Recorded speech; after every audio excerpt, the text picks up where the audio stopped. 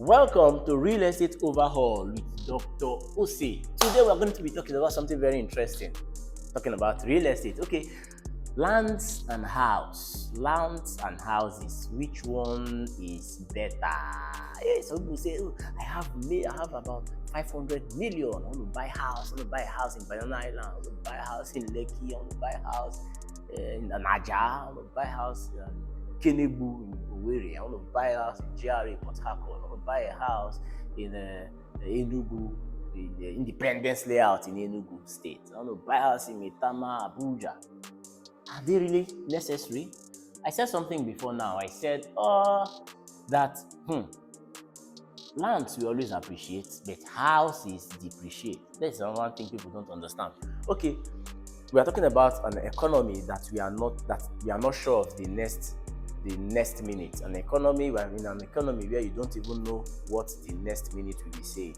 Just yesterday, dollar was about 1,500 naira. This midnight, in fact, this early morning around 2 a.m., I saw a news punch saying that dollars increased from 1.5 to 1,600 and something.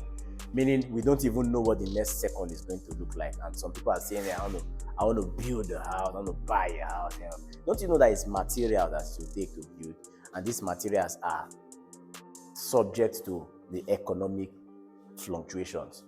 The price of cement will be X naira today. Tomorrow it is Y naira. Next tomorrow it is Z naira. And by so doing, you are not even sure of how much it will cost to erect a bungalow.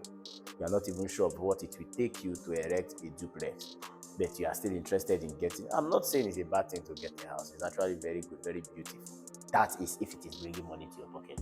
Remember, I'm focused on only the things that bring money to your pocket. If it's not bringing money to your pocket, forget about the name. It is a liability. That's why some people's car can actually become an asset in a way, in quote. An asset does not mean that it's designed to be an asset. It's an asset because it might be a car you're using for your jobs, you're using it to run errands, your business, and it's bringing money to you. In fact, some cars give it to other cars.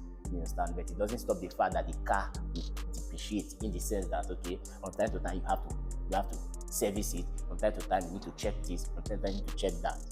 That's the liability part of the car. But the fact that it's doing a job that brings money to the pocket of the owner makes it, to me, in my own context, an asset. So what am I saying? It is better you get more lands than houses. Yes. If you have houses, please let the house be a house that is bringing you cash flow. There is another thing that people don't understand. There's a very big difference between capital gains and cash flow. You understand? Capital gain is when you spend a particular money on something and later you recover that money with a particular added interest, a particular added amount. I want to speak in a layman's language so that everybody understands. I use 1 million naira to buy something. Okay, let's use land banking for instance. I use 1 million, I bought a land of 1 million naira and I sold it off the next year at the price of 1.5 million naira. What I just did, I just got 500,000 naira capital gain. I just gained 50% of my capital. That is capital gains. Why cash flow is I have a house that I'm using to do shortlets, and on every shortlet, every money that you get from that shortlet is your car. Every profit, and when I mean profit, I mean net profit. After you remove money for the cleaner, remove money for the cook, remove money for security and everything, that's your lump profit. After removing all these expenses, it's your net profit. Now, those things are actually the cash flow we are talking about. Those running hotels, money you get after the whole run around, the overhead cost and everything, the money that comes to you periodically, you understand, as your profit. That is your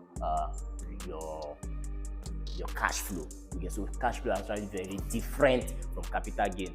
Those people that have filling stations, your filling station, whatever you are gaining, whatever you gain from time to time that keeps coming recurrently is actually what makes it a cash flow. So cash flow is money that keeps coming and coming and coming. It's not something that comes and stops. You understand? That's why I say, I will not advise you to build a house and say you want to do tenants rent and waiting for one year the rental. It will take you a longer time to even recover the money you spend in building the house. But if you are running shortlets, if you are running a hotel kind of business, okay, you are sure that money will be coming, if not every day, at least weekly. You are sure of something, and it continues like that. That is the reason why, if you are erecting houses, please, I beg, make sure you are erecting a house on a land that you are sure is or that is free from government interest, because a lot of people have died from heart attack by building houses and running businesses on a land that does not belong to them, that belongs to the government. So what I'm saying in essence is, lands, getting more lands is actually far better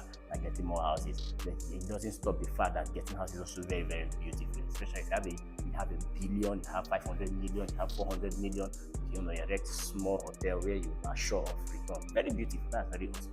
So very, very good. But even when you are doing that, also make sure that you're also having land. No matter what you do in this life, have a land to your name, because land will save you from problem. Land will make you look responsible, even if you are not responsible in quote. I'm not saying you're not responsible. You are responsible. But land, anybody that says that this person has land to his name, makes you appear very reasonable, very understanding, very demure, according to what people are saying. If you go to the bank, you're going to get loan. They will not ask you the kind of car you drive. No, they will ask you the kind of land you have. If your land have CFO, if your land is registered, if your land is this, if your land is that, and if you have these things in place, you can just walk into any bank and you get your loan. People say bank does not give loan. It's not true. But the truth is, bank will give you the umbrella when it is not raining and collect it from you when it is raining. So that is the reason why, if you are investing and you need to expand, you go to the bank, get money and expand and return the money back to the bank. A man that does not have land cannot comfortably do that. You have an issue with somebody and you have land, you can comfortably tell the person, okay, I have a particular portion of land. So they will listen to you. Why is it that in court, you talk about shorty that have a property that is worth so and so amount? Property is real estate, Is the person either have house or you have land? You just answer that question. Yes, I have land so and so place, and this is what it's worth. Wow. Do not ask you how much you have in your bank account, because we know that money in your bank account is just dropping in value. But that money you have in land is actually very, very important. So today I'm telling you, get houses, no bad. But even if you are having plenty buildings, even if you're having plenty houses, plenty buildings, always have land. Don't stop having land. See you in our next episode. It is Real Estate Overhaul with Dr. Osi. Thank you.